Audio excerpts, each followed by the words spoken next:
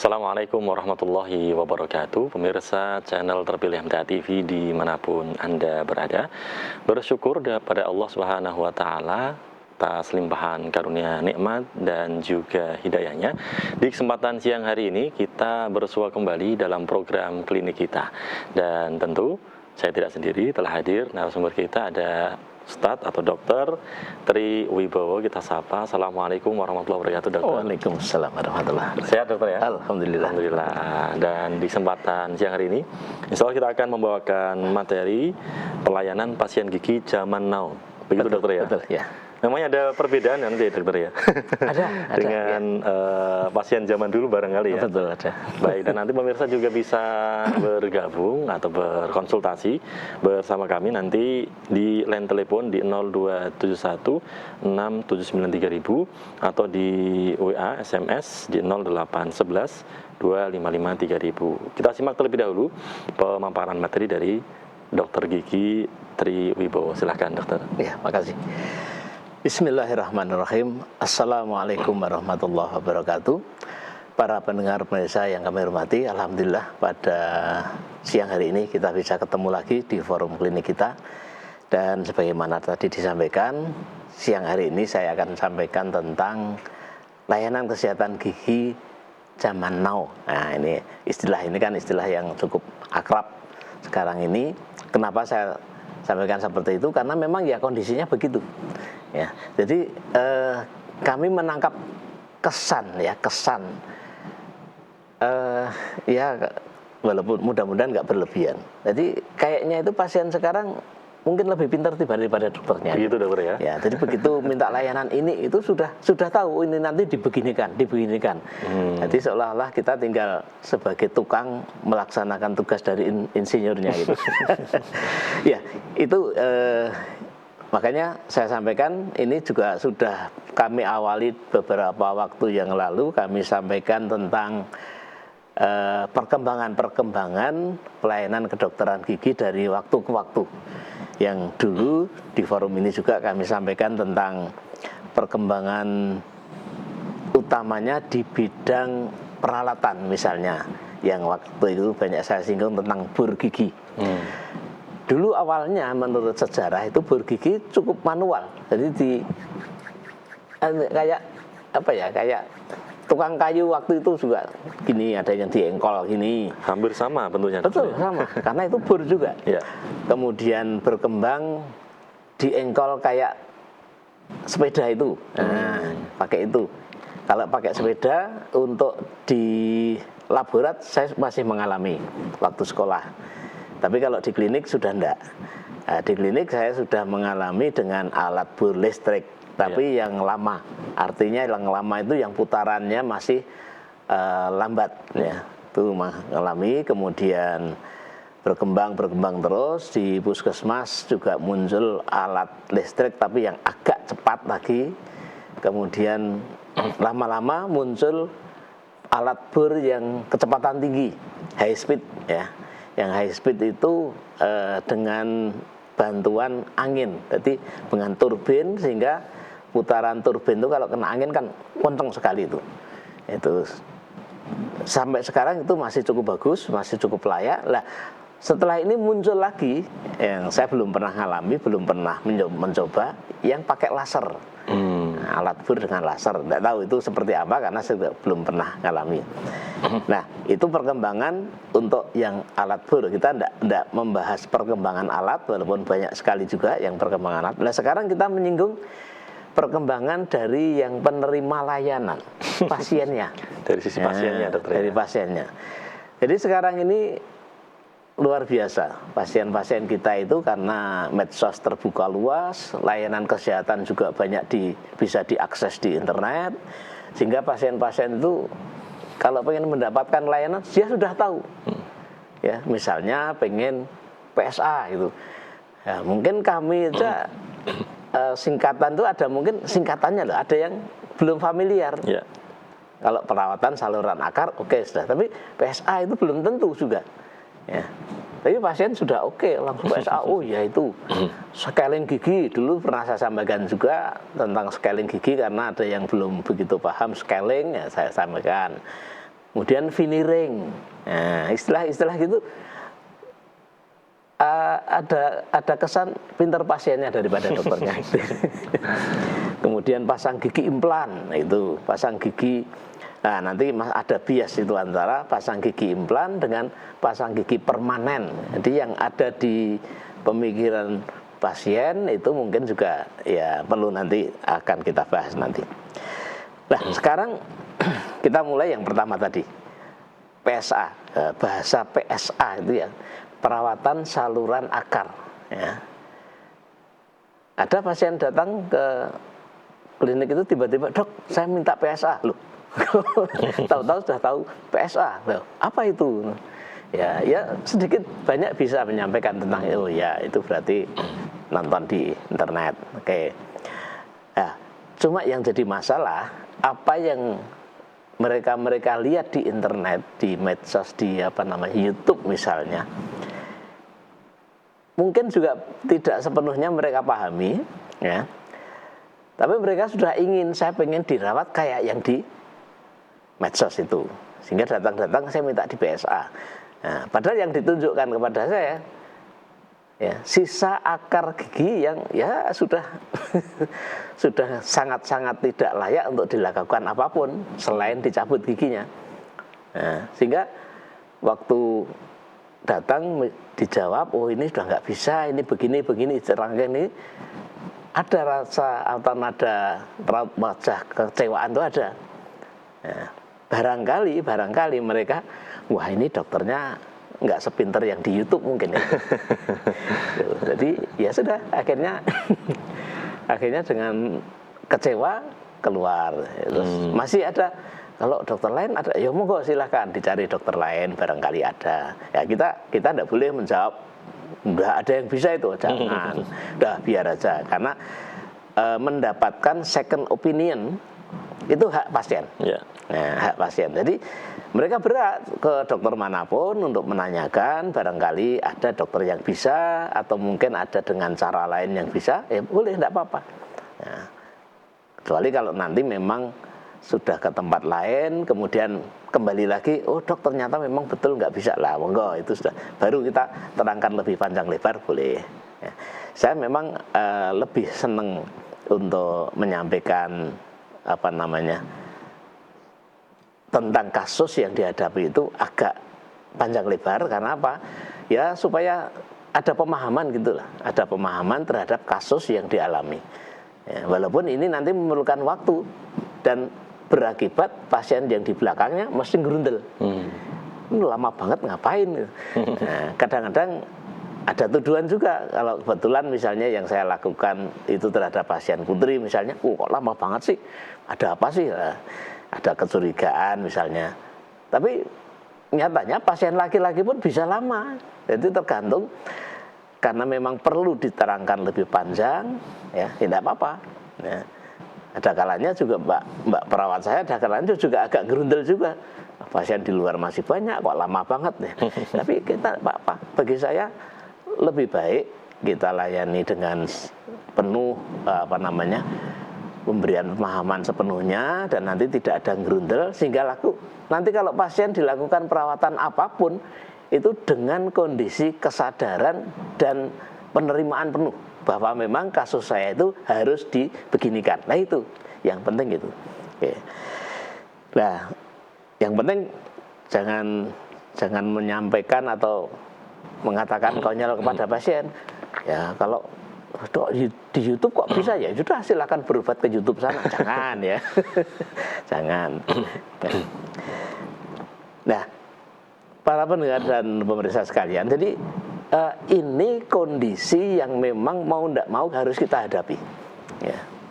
Kita harus sadar memang dunia kita sudah seperti ini, terbuka luas, dan yang menyampaikan konten-konten seperti itu ya sudah, kita tidak bisa batasi kok. Barangkali yang menyampaikan itu ya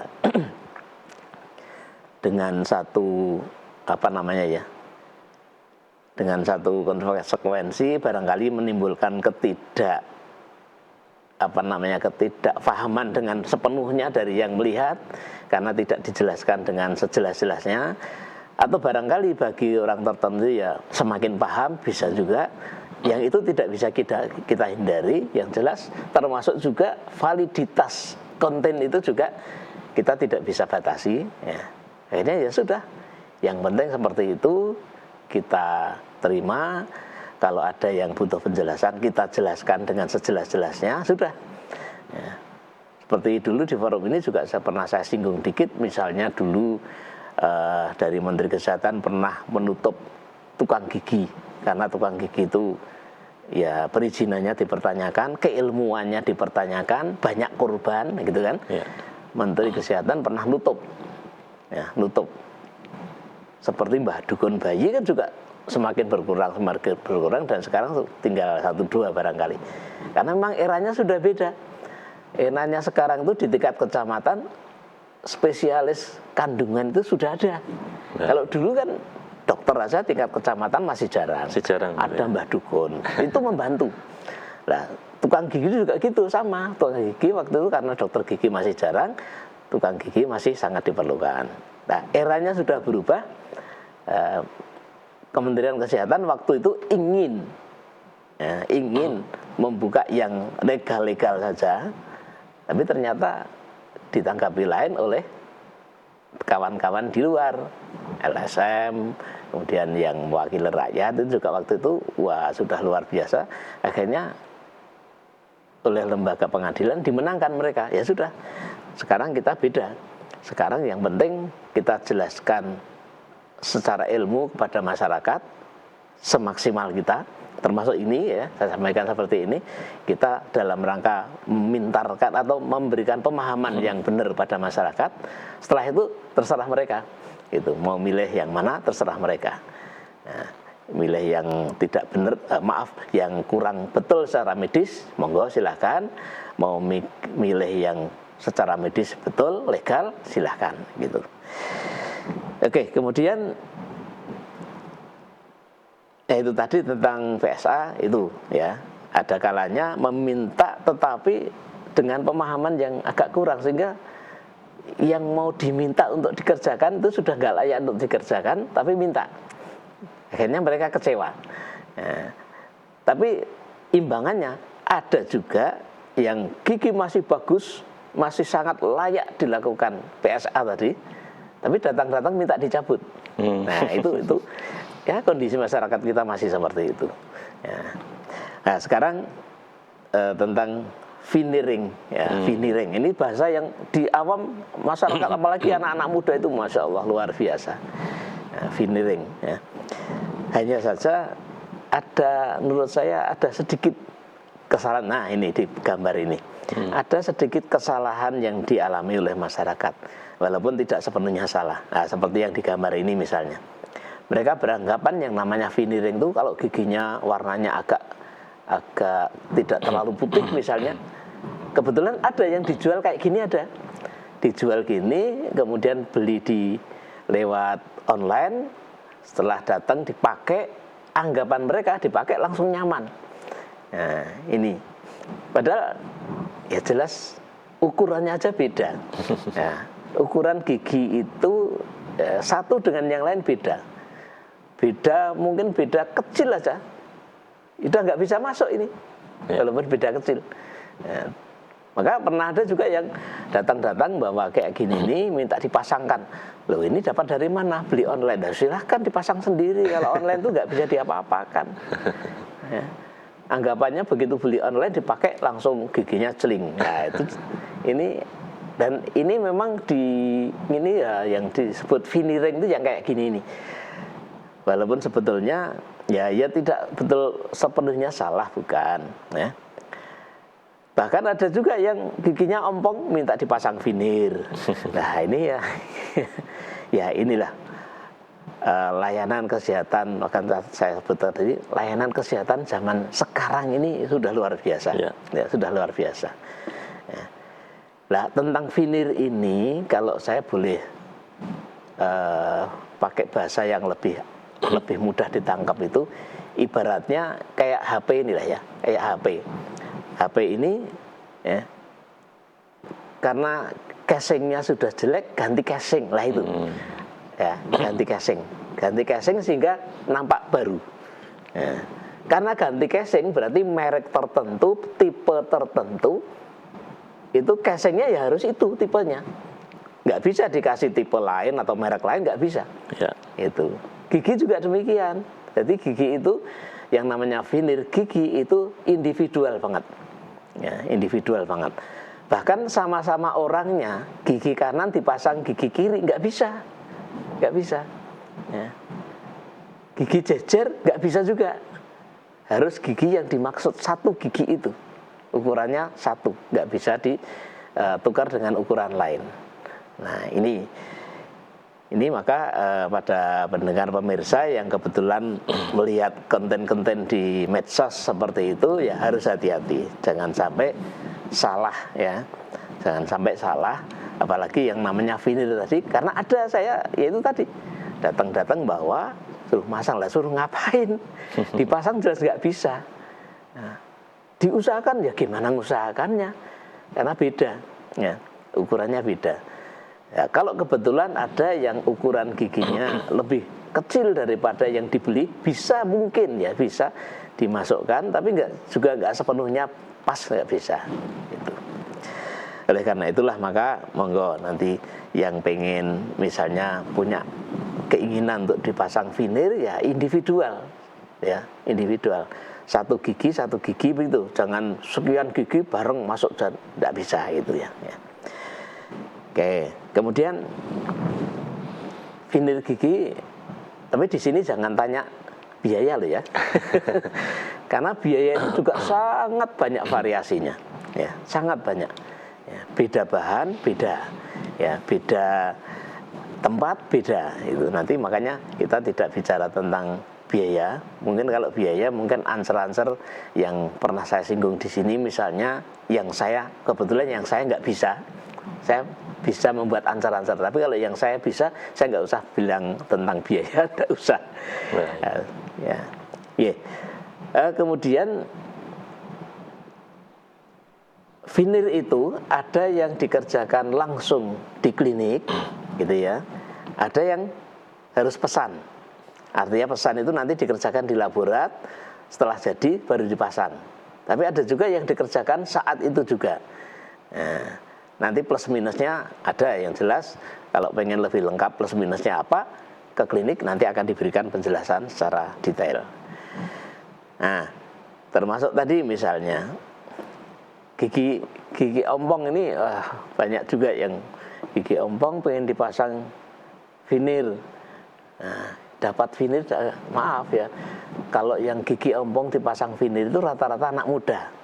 Ya, kalau yang tua udah nggak berpikir veneer dan nggak ada. Anak muda kebetulan kecelakaan, jatuh, depannya ompong, putri misalnya, itu pengen dipasang veneer. Nah, maka sebetulnya menyinggung tentang jatuh atau kecelakaan, sebetulnya lebih bagus lagi siapapun yang mengalami trauma di depan, kemudian giginya ada masalah, itu kami berharap secepat mungkin datang ke dokter gigi yang terdekat, silakan. Sehingga nanti kalau ada permasalahan yang bisa dikerjakan segera, bisa dikerjakan. Ya.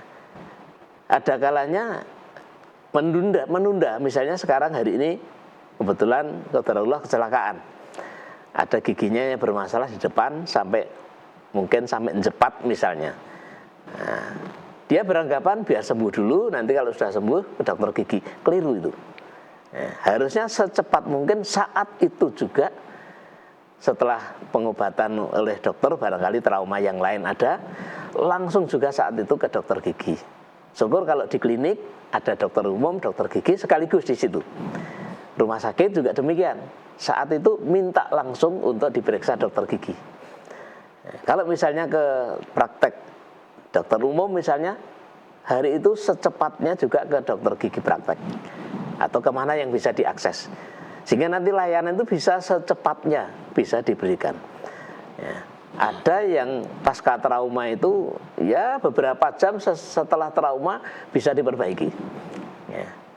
bisa diperbaiki, kemudian nanti secara bertahap ada penyembuhan, ada koreksi-koreksi, tapi koreksinya tinggal ringan. Tapi kalau sudah beberapa hari, ya nanti koreksinya terlalu berat, bahkan sulit. Nah, ini. Kemudian, nah ini juga yang sering juga di medsos, saya pernah ditanya, ada orang yang ya karena mungkin tidak tahu sudah pernah beli apa gimana, ada bahan gigi, saya belum pernah melihat bahannya itu, tapi di medsos ada, saya pernah melihat videonya juga. Jadi ada bahan yang dijual bebas, kemudian bahan itu cukup dipanasi dengan air panas, bisa dipakai untuk bikin gigi sendiri. Bikin gigi sendiri, jadi mandiri. Bahasanya malah keren juga, DIY, do it yourself. Jadi bikin, memperbaiki mandiri. Nah, hebat juga ini. Di iklannya bagus, cuma dengan tangan ini bisa terbentuk gigi. Kalau video kan bisa dibikin, tapi kalau sendiri gimana bisa? Dokter gigi aja membentuk gigi supaya benar-benar secara anatomis mendekati gigi asli, itu pun susah, ya, nggak segampang yang diperkirakan. Apalagi kalau masyarakat awam belum pernah kenal dengan anatomi gigi, gigi itu ukurannya bagaimana, bentuknya bagaimana, nggak tahu, langsung bikin gini. Dan kebetulan saya pernah melihat orang yang pasang gigi katanya kreasi sendiri. Bisa luar biasa itu.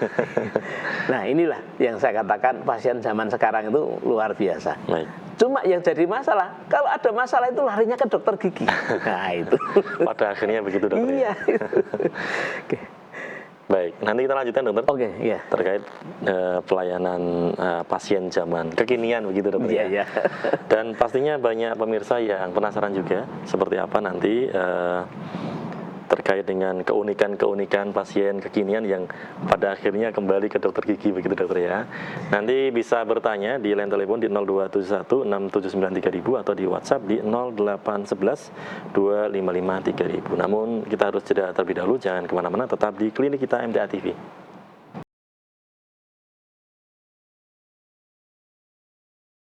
Baik, pemirsa channel terpilih MTA TV dimanapun Anda berada, kita masih dalam klinik kita MTA TV dan sudah banyak pertanyaan melalui WhatsApp ini dokter yang masuk. Kita langsung bacakan ya dari Ibu Yatmi di Gunung Kidul dokter. Ya. Dokter, saya mau tanya, mohon dijawab dengan terus terang saja ini dokter. Terkait biaya pasang gigi itu kira-kira berapa supaya saya bisa mengumpulkan uang dulu ini dokter? Ya, ya. Jadi Ibu tentang biaya pasang gigi, yang mau dipasang yang macam apa itu, harus jelas dulu. Ya, ibaratnya itu kalau kita mau pesan makanan itu mau beli makanan di Hek atau di warung pinggir jalan, bukan Hek, atau di restoran menengah, restoran mahal, akan beda-beda. Nah, maka itu harus kejelasan dulu sehingga saya tidak bisa menjawab, Bu. Ya. Dulu secara pernah saya sampaikan, kalau pasang gigi yang orang bilang tanam atau implan, ya, saya sekilas menyampaikan ya itu kira-kira motor satu gitu. Ya, tapi ya motor satu gitu aja, ndak usah sekian, ndak usah, pokoknya kira-kira itu. Nah, itu kalau yang bagus itu, yang orang menganggap serasa gigi asli gitu, serasa gigi asli. Nah, tentang nanti kalau yang lain silahkan Ibu menghubungi dokter gigi terdekat. Tadi mana, Gunung Kidul ya? Gunung Kidul. Oh, Gunung Kidul banyak dokter gigi, silahkan nanti ditanyakan di sana sehingga nanti akan lebih jelas yang macam apa, nanti dijelaskan.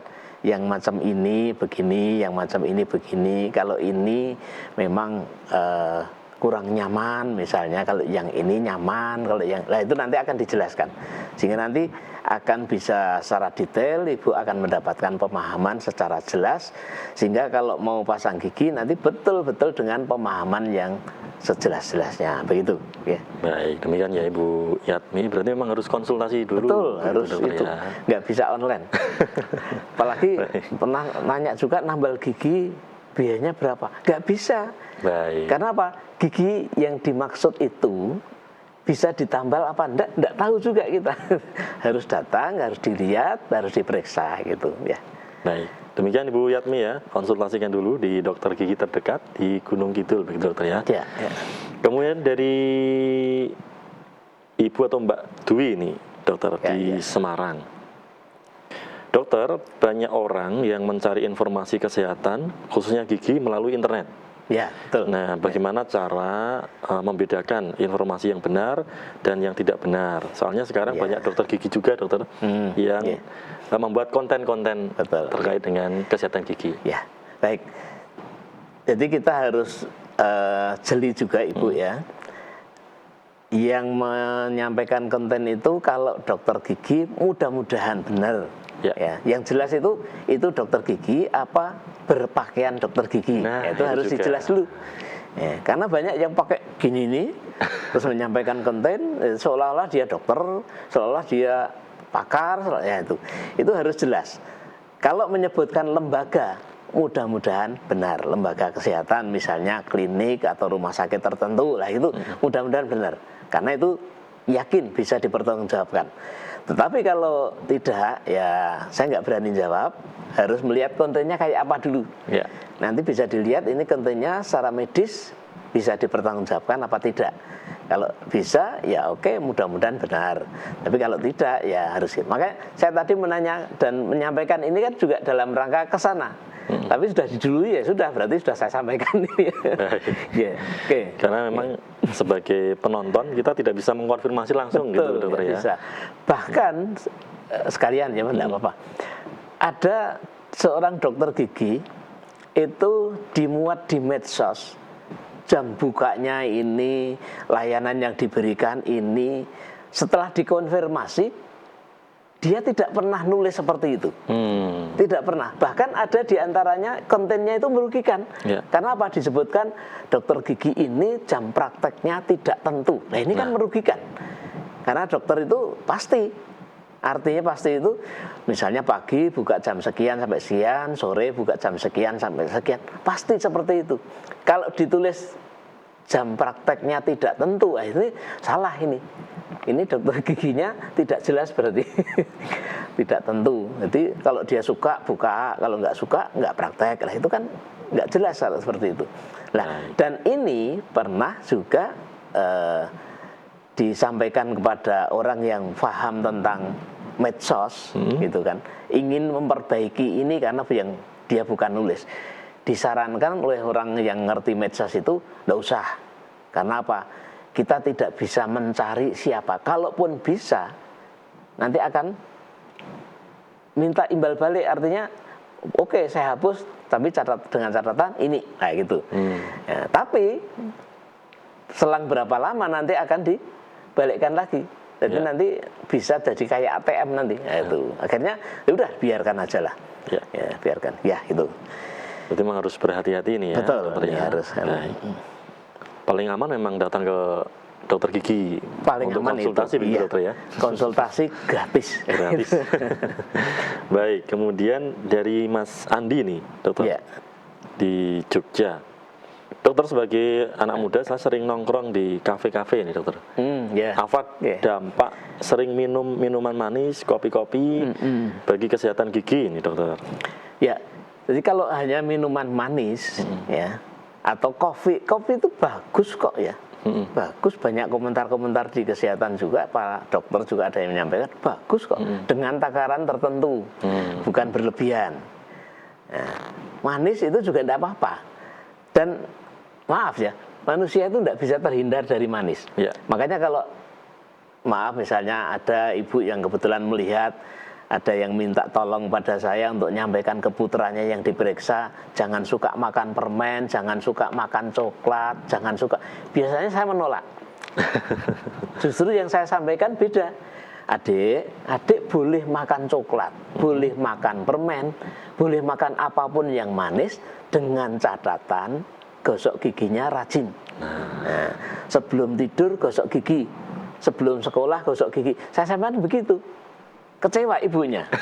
Tapi itu info yang benar begitu. Kita tidak bisa melarang anak jangan makan manis, jangan makan coklat. Di depan ibunya mungkin patuh. Ya. Di depan mbahnya malah dikasih secara sembunyi-sembunyi, kan malah jelek itu. Nah itu ya. Makanya kita sampaikan aja lah, boleh makan manis, boleh makan coklat, tapi gosok giginya harus dijaga lah gitu. Berarti perawatan giginya lebih maksimal begitu dong ya. Dan bukan hanya anak-anak, orang tua juga. Tadi. Baik, demikian ya Mas Andi di Jogja. Kemudian dokter ini dari Mbak atau Mas ini, Mbak Dian di Ngawi. Dokter, sekarang banyak beredar pasta gigi pemutih instan. Betul, di medsos-medsos. Apakah itu berbahaya, dokter? Iya. Ini termasuk sebetulnya yang mau saya sampaikan sebetulnya. Nah, itu dia. Akan saya sampaikan ini. Jadi beredar bahan-bahan tertentu untuk pemutih gigi. Yang yang dilaksanakan secara mandiri dengan do it yourself DIY. Bahan ini DIY begitu. Nah ini ada yang komentari, teman-teman medis yang mengomentari, bahan ini mengandung sesuatu yang memang bisa membahayakan, gitu. Karena apa? Penggunaannya tidak terkontrol. Ya. Jadi misalnya kena gusi atau kena apa, terus mengiritasi, terus menjadikan ini, lah itu berbahayanya ini, ya. Satu ini. Kemudian yang berikutnya mengikis lapisan giginya itu terlalu keras. Nah, ini juga harus hati-hati. Ya, jadi obat, bahkan dulu waktu saya kecil itu ada yang dijual bebas. Waktu SMP, SMA itu ada. Dan waktu itu saya dimarahi orang tua juga. Make ini sembarangan. Jadi kita gosok giginya jarang, gitu ya. Terus dengan alat itu jadi kinclong giginya. Nah, padahal itu berbahaya, mengikis lapisan gigi. Nah ini bahan memang yang berbahaya. Nah, itu jangan, yang seperti itu jangan. Tapi kalau misalnya bahan itu cukup bagus, dan mohon maaf ya, pasta gigi yang beredar sekarang itu sudah cukup bagus. Dengan penggunaan wajar, gosok gigi minimal sehari 2 kali dengan durasi gosok giginya minimal 2 menit sudah cukup. Nah, sudah cukup. Dan ini sudah penggunaan wajar. Di sana sudah ada bahan abrasi yang dijual itu. Sudah ada. Kandungannya sudah ada dengan takaran yang pas. Ya, kalau ada dijual bebas dengan takaran yang tidak jelas, bisa-bisa nanti merugikan gigi. Maka ini menurut saya, kalau misalnya ada bahan seperti itu, bisalah misalnya dikonsultasikan ke dokter gigi, boleh, tidak apa-apa, silakan. Sehingga nanti bisa tahu bahan ini berbahaya apa tidak. Kalau tidak berbahaya, penggunaannya bagaimana, begitu. Berapa lama kita bisa pakai, atau mungkin seminggu sekali, atau sebulan sekali, atau kapan gitu. Terutama bagi, ya mohon maaf, bagi yang merokok misalnya. Merokok itu mau tidak mau giginya nanti akan berubah. Ya. Kalau yang tidak merokok, tapi mungkin ya ada kandungan tertentu di makanannya, ada juga yang seperti itu. Ya, gitu. Saya kira silakan nanti dikonsultasikan aja bahwa bahannya itu, sehingga nanti bisa mendapatkan jawaban yang lebih baik lagi. Ya. Baik, demikian ya Mbak Dian. Kuncinya tetap harus konsultasi. Karena memang itu yang paling aman, dokter ya. Betul ya. Baik. Kemudian dari Ibu AC, ini dokter di Karanganyar. Dokter mau tanya, saya sudah pasang gigi palsu di bagian gigi bawah kiri. Bawah kiri ya. Tapi kalau dipakai kok gusi saya iritasi ya dok. Apakah harus dipotong? Ya, ya. Kalau misal dipotong sedikit, pengaruh tidak begitu ya, dokter? Ya. Ini beberapa kali juga saya menerima seperti ini. Masang di tempat lain, kemudian datang ke tempat lain lagi. Nah, semestinya konsultasi atau mengeluh gigi yang dipasang itu mestinya dikeluhkan kepada yang melakukan pemasangan. Nah, misalnya yang melakukan pemasangan dokter itu ya ke dokter yang masang itu. Barangkali memang ada sesuatu yang ya runsing atau mungkin gusinya sedang bermasalah ya, atau apa itu nanti bisa dilihat sehingga nanti yang dikeluhkan itu nanti bisa diatasi. Tapi kalau di tempat lain ya nanti yang jelas begini, ada kalanya pemasangan gigi itu dengan satu catatan yang dokternya yang meriksa itu sudah mengantisipasi sebetulnya. Misalnya saya masang, ini nanti kalau ada keluhan begini nanti kita lakukan ini. Atau memang ada kelainan di gusinya misalnya, sehingga nanti suatu saat akan begini. Nah itu nanti kembali ke dokter yang masang, itu nanti akan bisa diatasi dengan baik. Tapi kalau ke tempat lain, ya nanti kita nggak bisa mengevaluasi apa yang sudah direncanakan sebelumnya. Satu contoh dulu saya sampaikan, kalau ada benjolan di langit-langit misalnya. Ada orang yang benjolan itu memang selalu berubah, kadang membesar, kadang mengecil. Sehingga kalau dipasang gigi tiruan itu nanti bisa bermasalah. Saat benjolan membesar, gigi tiruannya lepas-lepas. Nah, saat normal enggak apa-apa. Nah gitu. Maka ini memang kita tidak bisa ini. Nanti ada cara. Nanti silakan ke dokter gigi yang masang. Nanti akan dievaluasi. Kemudian nanti akan ada upaya bagaimana supaya ini bisa diatasi dengan baik. Gitu. Ya.